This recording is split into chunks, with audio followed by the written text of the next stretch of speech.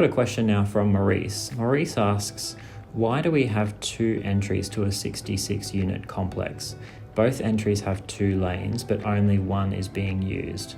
To reduce cost and improve security, I suggest permanent closure of one entry. So the question as to why Maurice has 2 entries, I don't know.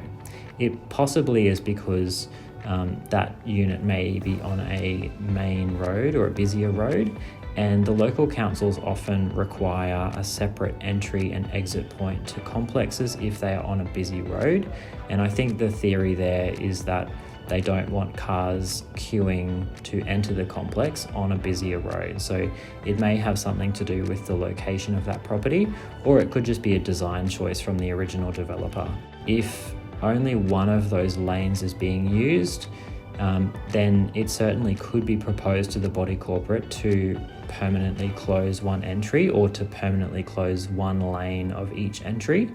And as I mentioned before, if that was a Brisbane City Council or any local council requirement at the original construction of the building, and the body corporate proposes to change the driveway structure, the body corporate may need to go back to the Brisbane City Council or whichever council area it's in and apply for approval.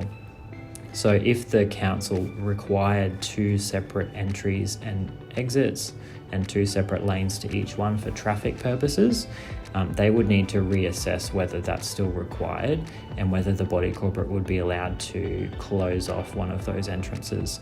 And if it was able to be closed off, the body corporate may need to approve some spending to maybe change the gate into a fence or to remove the driveway and add some additional grassed area or visitor parking. So there may be some costs associated with that project, but it's definitely a good idea to maybe bring up with the body corporate committee or put a motion onto the AGM to gauge the level of support that motion might have from the other owners in the complex.